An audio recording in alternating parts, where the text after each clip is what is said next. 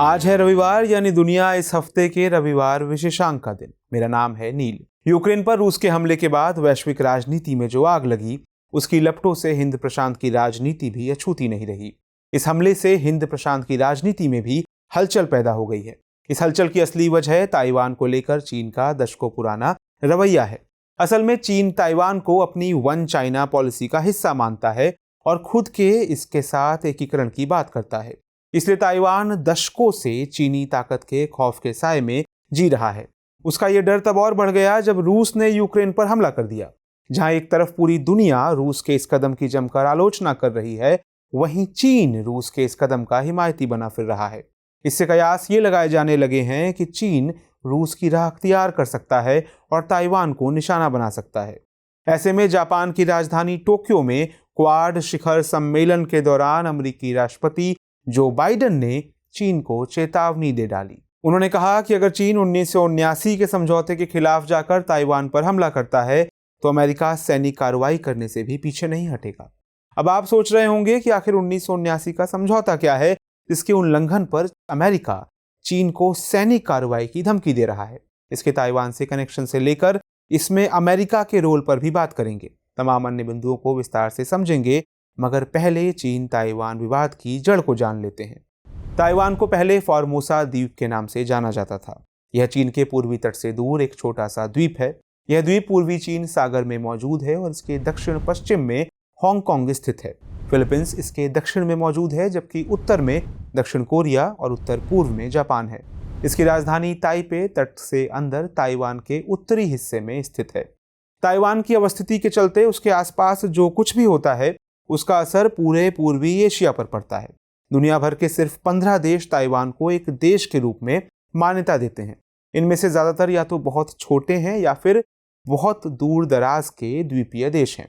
Taiwan की मौजूदा हालात की वजह नई नहीं है। इसके तार चीनी गृहयुद्ध से जुड़े हैं। चीन में 1949 में जब कम्युनिस्टों की जीत के साथ गृहयुद्ध खत्म हुआ, तब जनरल च्वांग काई शेक व कुओमिंतांग पार्टी को भागकर फॉर्मोसा द्वीप पर शरण लेनी पड़ी।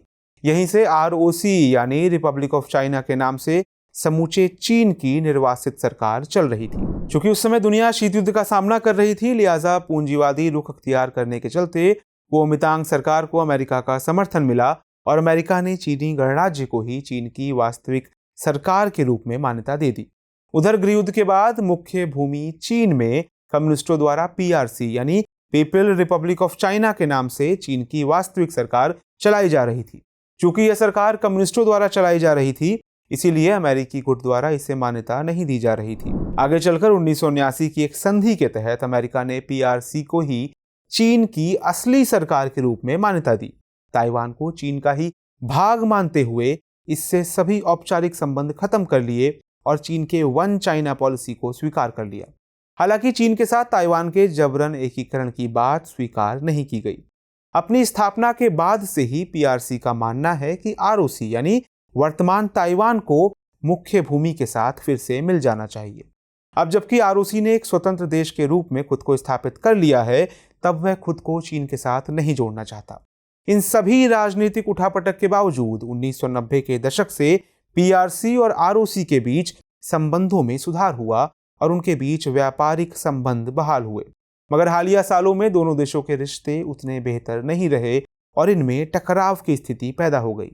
अब आप पूछ सकते हैं कि तनाव का मौजूदा दौर कैसे शुरू हुआ। आइए इसे भी समझते हैं। 2020 में कोविड और व्यापार युद्ध को लेकर अमेरिका चीन के बीच संबंध बिगड़ने लगे। तभी अमेरिकी विदेशी विभाग ने अपना सर्वोच्च प्रतिनिधिमंडल ताइपे भेजा। इस पर विरोध जताते हुए चीन ने अमेरिकी दौरे के दौरान ताइवान को मुख्य भूमि चीन से अलग करने वाली ताइवान स्ट्रेट में सैन्य अभ्यास किया। फिर उसी साल अक्टूबर में राष्ट्रपति शी जिनपिंग ने चीनी सेना को युद्ध के लिए तैयार होने को कहा। यह ताइवान और अमेरिका के लिए एक खुली चुनौती थी। इससे ताइवान में खतरे की घंटी बज गई। इसी कड़ी में पिछले साल अप्रैल में चीनी जेट विमानों ने ताइवान के वायु रक्षा क्षेत्र का उल्लंघन किया। फिर जुलाई में राष्ट्रपति शी ने चेतावनी दी कि वे ताइवान द्वारा आजादी की ओर बढ़ाए गए किसी भी कदम को तोड़ देंगे। साथ ही चीन ने यह भी कहा कि अगर किसी भी कीमत पर ताइवान को वन चाइना पॉलिसी में शामिल करेंगे। अब सवाल यह है कि चाइना की वन चाइना पॉलिसी क्या है असल में ये चीन की उस राजनीतिक स्थिति को व्यक्त करता है जिसमें चीन दावा करता है कि केवल एक ही चीनी सरकार है जो कि मुख्य भूमि चीन में है और ताइवान इसका अभिन्न हिस्सा है। एक दिन चीन इसे मुख्य भूमि यानी मेनलैंड के साथ फिर से जोड़ लेगा। इसके अलावा वन चाइना पॉलिसी चीन अमेरिकी संबंधों की प्रमुख आधारशिला भी है। 1979 की संधि को अपनाने के बाद यह अमेरिका और चीन के रिश्तों का आधार है। ये चीनी नीति निर्माण और कूटनीति की बुनियाद भी है। इस नीति के तहत यह कहा गया है कि अमेरिका सहित कोई भी देश जो चीन के साथ औपचारिक संबंध रखता है उसे ताइवान के साथ कोई भी औपचारिक संबंध नहीं रखना होगा। हालांकि फिर भी अमेरिका और भारत जैसे कई देश ताइवान के साथ एक मजबूत अनौपचारिक संबंध बनाए हुए हैं। इनमें अमेरिका द्वीप को लेकर लगातार हथियारों की बिक्री भी करता है ताकि हमले की स्थिति में वो अपना बचाव कर सके। उधर ताइवान की सरकार वन चाइना पॉलिसी को खारिज करते हुए दावा करती है कि ताइवान एक स्वतंत्र देश है जिसे आधिकारिक तौर पर चीनी गणराज्य कहा जाता है। अगर कोई भी देश जो मुख्य भूमि चीन के साथ राजनयिक संबंध रखना चाहता है उसे ताइवान के साथ आधिकारिक संबंध तोड़ लेने चाहिए। ताइवान के इस रुख का आज नतीजा ये हुआ कि ताइवान का वैश्विक बिरादरी से राजनयिक अलगाव हो गया है। अब आप पूछेंगे कि अगर चीन ताइवान पर हमला करता है तो दुनिया में इससे क्या बदलेगा? दरअसल ताइवान पर चीनी हमले का प्रभाव गहरा होगा। इसका प्रभाव वैश्विक अर्थव्यवस्था, क्षेत्रीय स्थिरता और विश्व व्यवस्था के मौजूदा आकार पर गहराई से महसूस किया जाएगा। भले ही चीन ताइवान पर हमला करने में सफल हो जाता है मगर उसे ताइवान पर कब्जा करने के लिए मशक्कत करनी पड़ेगी क्योंकि अमेरिका इस रास्ते में रोड़ा बनेगा। इसकी वजह है कि अगर चीन ताइवान पर कब्जा करने में सफल हो जाता है तो ये अमेरिकी सैन्य प्रभुत्व के युग को समाप्त कर देगा। प्रशांत क्षेत्र में अपने सैन्य ठिकानों को खोने के अलावा अमेरिका वैश्विक महाशक्ति के रूप में भी अपनी जगह खो देगा।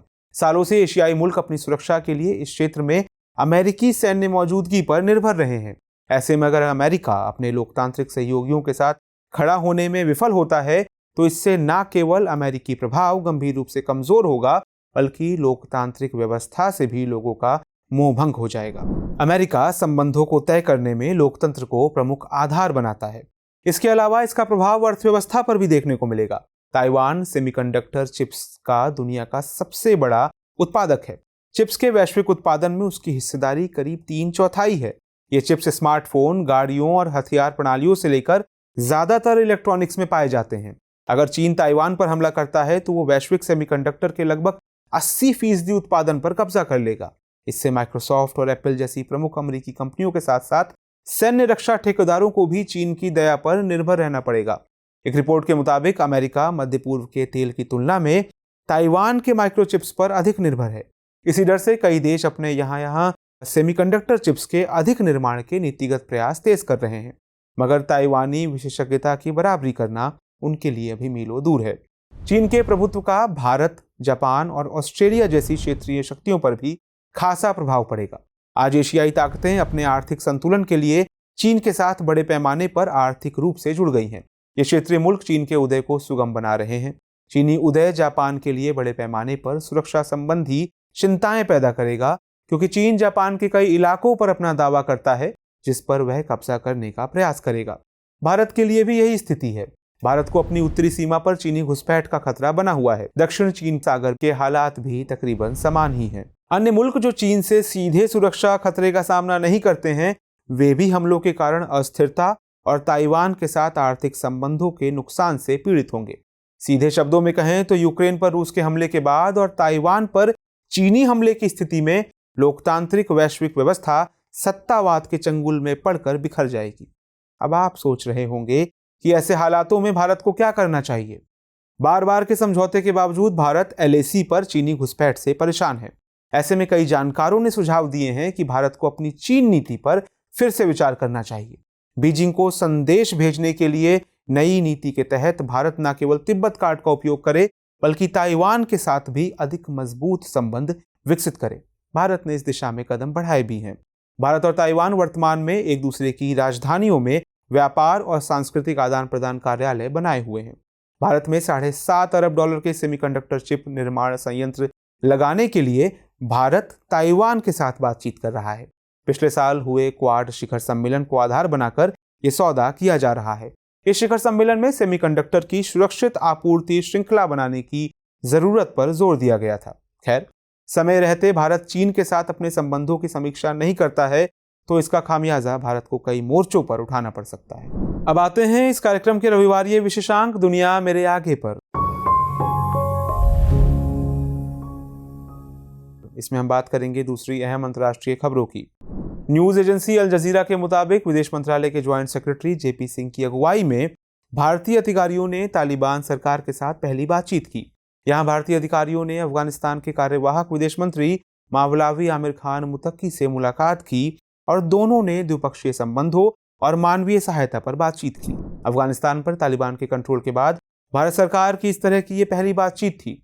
अफगानिस्तान में जब से तालिबान ने सत्ता संभाली है तब से गरीबी और भूख की समस्या काफी बढ़ गई है।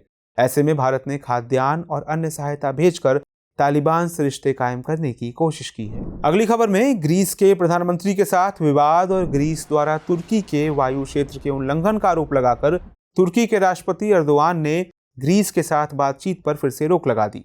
ग्रीस और तुर्की दोनों ही नाटो के सदस्य देश हैं। नाटो के दोनों मेंबर के बीच ये बातचीत पिछले 5 सालों में पहली बार शुरू हुई थी। इस बातचीत का मकसद भूमध्य सागर और अन्य द्विपक्षीय मुद्दों में अपने मतभेदों को दूर करना था। हालांकि ये बात अलग है कि बातचीत में बहुत अधिक प्रगति नहीं हो सकी। यही कारण है कि दोनों देशों के बीच होने वाले व्यापार में बार बार उतार चढ़ाव देखने को मिलता रहा है। आगे बढ़ते हैं। पिछले हफ्ते सूडान की सैनिक सरकार ने बीते साल लगाए गए आपातकाल को हटाने की घोषणा की है। यह आपातकाल पिछले साल तब लगाया गया था जब सूडान में सेना प्रमुख अब्दुल फतह अल बुरहानी की अगुवाई में तख्ता पलट हुआ था। हालात की गंभीरता को देखते हुए सूडान की सैनिक सरकार ने आपातकाल की घोषणा कर दी थी। इससे पहले राष्ट्रपति उमर अल बशीर पिछले 3 दशकों से सूडान की सत्ता पर काबिज थे। तब सूडान तकरीबन 70% की बढ़ोतरी के साथ दुनिया की दूसरी सबसे अधिक मुद्रास्फीति का सामना कर रहा था। और अगली खबर में मिस्र की एक अदालत ने राष्ट्रपति पद के पूर्व उम्मीदवार अब्देल मोनी मबुल फतह और मुस्लिम ब्रदरहुड की कई प्रमुख हस्तियों को जेल की लंबी सजा सुनाई है। ये सजा झूठी खबरें फैलाने और राज्य के खिलाफ साजिश रचने के लिए सुनाई गई है। अब्दुल फतह ब्रदरहुड के एक प्रमुख नेता रह चुके हैं। मिस्र के राष्ट्रपति चुनावों में भाग लेने के फैसले के चलते इन्हें 2011 में ब्रदरहुड समूह से बर्खास्त कर दिया गया था। फिर सीसी की सरकार की आलोचना करने की वजह से 2018 में ये हिरासत में ले लिए गए थे। और आखिर में उधर मध्य पूर्व के ही देश इराक के नागरिकों को अभी भी देश में सरकार बनने का इंतजार है। करीब 8 महीने पहले इराक में संसदीय चुनाव हुए थे, लेकिन स्पष्ट बहुमत न मिलने के कारण राजनीतिक दल अभी तक सरकार का गठन नहीं कर सके हैं।